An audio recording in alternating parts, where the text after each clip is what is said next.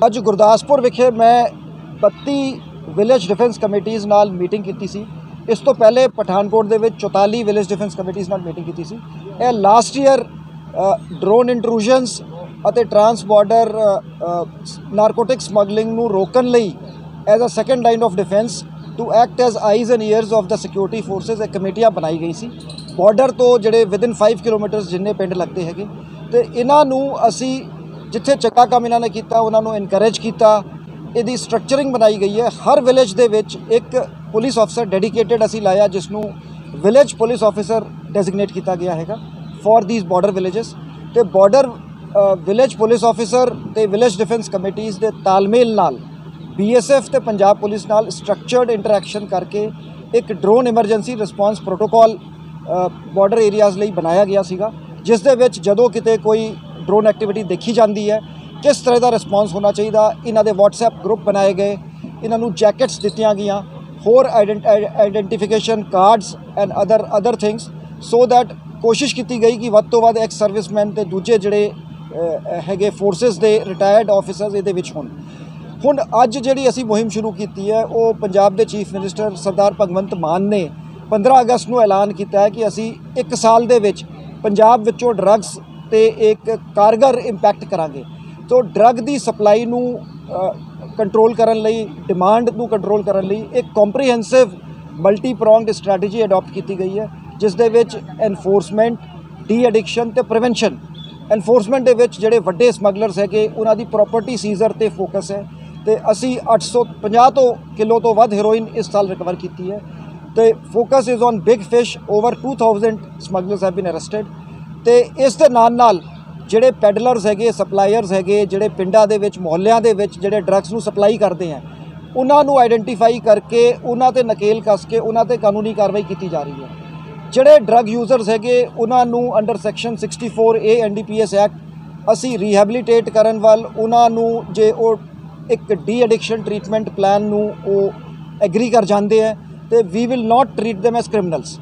The idea is कि जिहड़ा drug user है उसनूं रिफॉर्म किया जाए, रीहैबिलिटेट किया जाए, जिहड़ा ड्रग बेच रहा है उस ते कानूनी कार्रवाई की जाए। सो एक मल्टी प्रोंगड स्ट्रैटेजी दे विच जिवें प्रिवेंशन स्ट्रैटेजीज़ हैगियां कि sports activities youth club DC साहब बैठे है इन्हों ने काफ़ी जिवें इन्हां दी एम्पलॉयमेंट लई या स्किल डेवलपमेंट प्रोग्राम्स वाल जिहड़े youth after they undergo the de addiction program उन्होंने इस डायरैक्शन वाल असी चैनलाइज करांगे। सो ये सारे डिपार्टमेंट्स के सहयोग नाल sports department, police department, health department so एक मल्टी प्रोंगड पंजाब गवर्नमेंट की स्ट्रैटेजी हैगी कि ड्रग ट्रैफिकिंग ते इंपैक्ट पाया जाए। In the first phase 5 kilometre तक का सीगा, कुछ एरियाज से असी इसनूं एक्सटेंड करता अप टू 10 किलोमीटर तो यह पंजाब सरकार की नोटिफिकेशन तो बाद सभी डिप्टी कमिश्नर्स वालों विलेज डिफेंस कमेटीज़ नोटिफाइड हैं तो इसका सानूं चंगा रिस्पॉन्स मिला। इनफैक्ट अज असी 2 फार्मर्स नूं रिवॉर्ड दिता सीगा। सो 1 लाख पर असी रिवॉर्ड रखा है। जे कोई इन्फॉर्मेशन दी जाऊगी जिस तो ड्रग की रिकवरी होगी या ड्रोन का सीजर होगा सो 1 lakh cash reward will be given.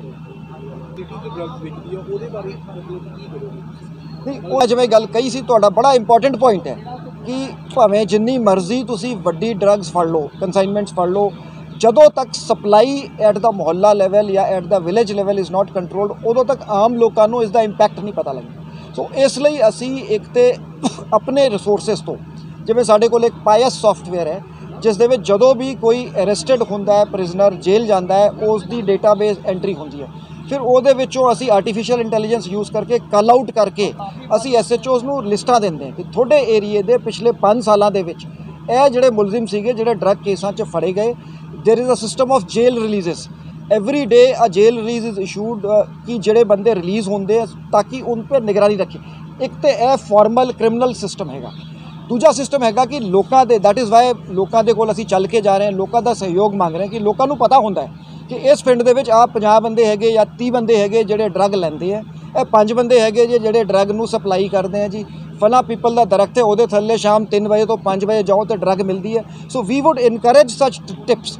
असी एक स्टेट लैवल ड्रग हैल्पलाइन भी शुरू करन जा रहे हैं जिस ते एनोनिमिटी रखते हुए ड्रग्स बारे इन्फॉर्मेशन दी जा सकती है। तो इस मुहिम के विच मैं लोगों को अपील करांगा कि वो सामने आन, सहयोग देन ਸੋ ਦੈਟ ਵੱਧ ਤੋਂ ਵੱਧ ਜਿਹੜੇ ਅਸਲ ਬੰਦੇ ਜਿਹੜੇ ਡਰੱਗਸ ਨੂੰ ਵੇਚਦੇ ਆ ਉਹਨਾਂ ਤੇ ਸ਼ਿਕੰਜਾ ਕੱਸਿਆ ਜਾ ਸਕੇ। ਸਰ ਗੁਰਦਾਸਪੁਰ ਪੁਲਿਸ ਨਹੀਂ ਦਿਸ ਆਈ ਐਗਰੀ। ਦੇਖੋ ਕੀ ਹੁੰਦਾ ਨਾ, ਜਿਹੜੀ ਡਰੱਗ ਟ੍ਰੇਡ ਹੈ ਇਹ 20-25-50 ਸਮਗਲਰ ਪਾਕਿਸਤਾਨ ਸਾਈਡ ਬੈਠੇ ਹੈ, ਕੁਝ ਵੱਡੇ ਸਮਗਲਰ ਇਸ ਸਾਈਡ ਬੈਠੇ ਹੈ।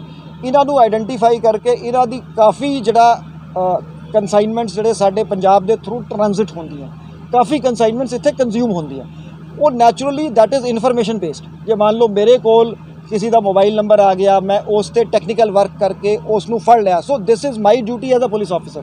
ਉਹ ਕੰਮ ਤੇ ਅਸੀਂ ਕਰਾਂਗੇ ਜਿਹੜੇ ਵੱਡੇ ਆਪਰੇਸ਼ਨ ਹੈ। ਐਟ ਦਾ ਸੇਮ ਟਾਈਮ ਜਿਹੜਾ ਤੁਸੀਂ ਕਿਹਾ ਹੈਗਾ ਉਹ ਬਹੁਤ ਜ਼ਰੂਰੀ ਹੈ, ਕਿਉਂਕਿ ਲੋਕਾਂ 'ਤੇ ਇੰਪੈਕਟ ਤਾਂ ਹੀ ਹੋਊਗਾ ਜਦੋਂ ਸਾਨੂੰ ਲੱਗੂਗਾ ਕਿ ਸਾਡੇ ਏਰੀਏ 'ਚ ਜਿਹੜੀ ਡਰੱਗ ਵਿਕ ਰਹੀ ਹੈ ਉਸ 'ਤੇ ਕੰਟਰੋਲ ਹੋਵੇ। ਸਰ ਉਸ ਤੋਂ ਇਸ ਦੇ ਵਿੱਚ ਕੋਈ ਐਕਸਟਰਾ ਵੀ ਕਰੋਗੇ? ਨੋ ਉਸ ਦਾ ਹੀ ਹਿੱਸਾ ਹੈ, ਜਿਵੇਂ ਮੈਂ ਕਿਹਾ ਮਲਟੀ ਪ੍ਰੋਂਗ ਸਟ੍ਰੈਟਜੀ ਹੈ। ਉਹਦੇ ਰਿਜ਼ਲਟ ਤੁਹਾਨੂੰ ਲੱਗਦੇ ਨੇ ਕਿ ਉਸ ਲੈਵਲ ਤੇ ਡਰੱਗ ਫੜੀ ਜਾ ਰਹੀ ਹੈ? ਇਸ ਐਕਟ ਦੀ ਜਿਸ ਦੇ ਵਿੱਚ 13 ਤੋਂ 14 ਹਜ਼ਾਰ ਪੰਜਾਬ ਦੇ ਵਿੱਚ ਦਰਜ ਹੁੰਦੀਆਂ। ਤਕਰੀਬਨ ਪੂਰੇ ਇੰਡੀਆ ਦੀ heroin recovery is about 4000 kg ਤੇ 800 ਕਿਲੋ ਅਸੀਂ ਫੜਦੇ ਹਾਂ। ਦੈਟ ਡਜ਼ ਨਾਟ ਮੀਨ, ਮਤਲਬ ਮੈਂ ਸਟੈਟਿਸਟਿਕਸ ਤੋਂ ਇਹ ਨਹੀਂ ਕਹਿ ਸਕਦੇ ਅਸੀਂ ਕਿ ਜੀ ਪੰਜਾਬ 'ਚ ਡਰੱਗ ਨਹੀਂ ਹੈ। The problem is there. So it is a multi pronged approach. ਬਹੁਤ ਵੱਡੇ ਆਪਰੇਸ਼ਨ ਹੋਏ ਹੈ, ਵੱਡੀਆਂ ਰਿਕਵਰੀਆਂ ਹੋਈਆਂ ਹੈ ਤੇ ਕਟਿੰਗ ਐਜ ਲੈਵਲ ਤੇ ਸਾਨੂੰ ਹੋਰ ਕੰਮ ਕਰਨ ਦੀ ਲੋੜ ਹੈ, ਲੋਕਾਂ ਨੂੰ ਨਾਲ ਲੈ ਕੇ ਚੱਲਣ ਦੀ ਲੋੜ ਹੈ। ਦੇਖੋ ਇੱਕ ਤੇ ਹੁੰਦੀ ਹੈ ਸਪੈਸੀਫਿਕ ਇੰਟੈਲੀਜੈਂਸ ਬੇਸਡ ਰੇਟ ਕਿ ਸਾਡੇ ਕੋਲ ਇਤਲਾ ਆਈ ਆ, ਅਸੀਂ ਇੱਕ ਬੰਦਾ ਫੜਿਆ, ਉਹਦੀ ਅੱਗੇ ਚੇਨ 'ਚੋਂ ਦੂਜਾ ਫਿਗਰ ਹੋਇਆ, ਉਹਨੂੰ ਰੇਟ ਕਰ ਲਿਆ। ਤੁਸੀਂ ਜ਼ਿਕਰ ਕਰ ਰਹੇ ਹੋ ਸ਼ਾਇਦ ਜਿਹਨੂੰ ਆਪਾਂ ਕੈਸੋ ਕਹਿੰਦੇ, ਜਿਹਦਾ ਏਰੀਆ ਇੰਪੈਕਟ ਹੁੰਦਾ ਕਿ ਏਰੀਆ ਡੋਮੀਨੇਸ਼ਨ। ਅਸੀਂ ਵੈਸੇ ਵੀ ਨਾਕਾ ਲਾਉਂਦੇ ਆ, ਚੈਕਿੰਗ ਕਰਦੇ ਆ, ਘੇਰਾਬੰਦੀ ਕਰਦੇ ਆ। ਸੋ ਇਸ ਤਰ੍ਹਾਂ ਦੇ ਆਪਰੇਸ਼ਨ ਦਾ ਮੇਨ ਮਕਸਦ ਹੁੰਦਾ ਹੈ confidence building among the people, ਕਿ ਪੁਲਿਸ ਦੀ ਪ੍ਰੈਜ਼ੈਂਸ ਹੋਵੇ, ਪੁਲਿਸ ਚੈਕਿੰਗ करे। So confidence building is the main purpose in these operations. Sir ADGP doctor Naresh ਵੀ ਆਏ ਸੀਗੇ ਉਸ ਟਾਈਮ ਤੇ ਇੱਕੋ ਦਿਨ ਦੇ ਵਿੱਚ 5 ਥਾਣਿਆਂ ਦੇ ਵਿੱਚ ਪਰਚਾ ਦਰਜ ਹੋਇਆ ਹੈ। ਨਹੀਂ ਜੀ, ਵਿਖਾਵੇ ਲਈ ਨਹੀਂ ਸੀਗਾ। ਮੈਂ ਜਿਵੇਂ ਕਿਹਾ ਇਹ ਪਬਲਿਕ ਕੌਨਫੀਡੈਂਸ ਲਈ ਹੈ। ਜਦੋਂ ਅਸੀਂ ਕਾਫੀ ਨਫਰੀ, ਜਿਵੇਂ ਅਸੀਂ ਜੇਲ੍ਹਾਂ ਦੀ ਸਰਚ ਕਰਦੇ ਹਾਂ, ਮੰਨ ਲਓ 300 ਮੁਲਾਜ਼ਮ 500 ਮੁਲਾਜ਼ਮ ਘੇਰਾ ਪਾ ਲਿਆ, ਸੋ ਇਹਨੂੰ ਅਸੀਂ ਕੁਆਂਟੀਫਾਈ ਇੱਕ ਤੇ ਰਿਕਵਰੀ ਵੱਲੋਂ ਹੁੰਦਾ ਹੈ ਕਿ ਪਰਚੇ ਦਰਜ ਹੋ ਗਏ, ਰਿਕਵਰੀ ਹੋਈ। ਇੱਕ ਦੂਜਾ ਹੁੰਦਾ ਹੈ ਕਿ ਜਿਹੜਾ ਮਾੜਾ ਆਨਸਰ ਹੈ ਉਹ ਡਰ ਜਾਂਦਾ ਹੈ, ਉਹਦੇ ਲਈ ਡੈਟਰੈਂਸ ਹੁੰਦਾ ਹੈ।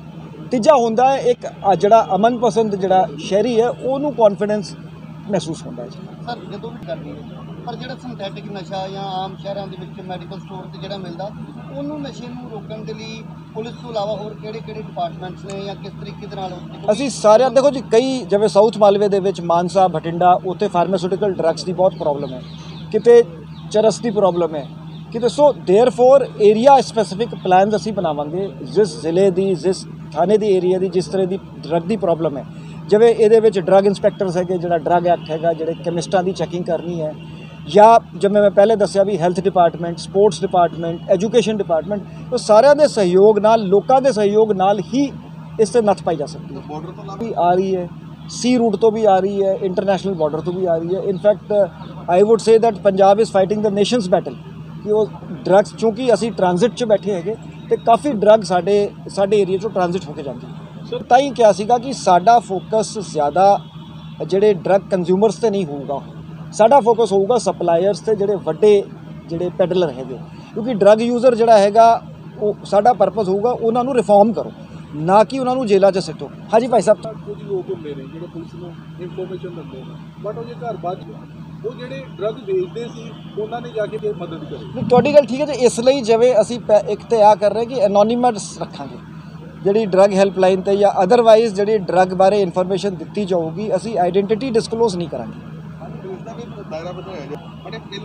ਹਾਂਜੀ ਹੈ, ਦੇਖੋ ਹਾਲੇ ਕੰਸਟ੍ਰੇਂਟਸ ਹੈਗੇ ਕੈਪੈਸਿਟੀ ਦੇ, ਜੇ ਤੁਸੀਂ ਕਹੋ ਕਿ ਜਿੰਨੇ ਸਾਡੇ ਕੋਲ ਜਿਹੜੇ ਟ੍ਰੀਟਮੈਂਟ ਸੈਂਟਰ ਨੇ ਜੇ ਸਾਰਿਆਂ ਤੁਸੀਂ ਐਡ ਕਰ ਲਓ, ਸ਼ਾਇਦ ਡਰੱਗ ਯੂਜ਼ਰਸ ਦਾ ਨੰਬਰ ਉਸ ਤੋਂ ਲਾਰਜ ਹੈ। ਸੋ ਦੇਅਰਫੋਰ ਇਹ ਹੌਲੇ ਸਾਰੇ ਡਿਪਾਰਟਮੈਂਟਸ ਨੂੰ ਨਾਲ ਲੈ ਕੇ ਕਰਾਂਗੇ। ਸਰ ਵੀ ਜਿਹੜੇ ਡਰੱਗ ਲੈਮੈਂਟ ਕਰਾਵਾਂਗੇ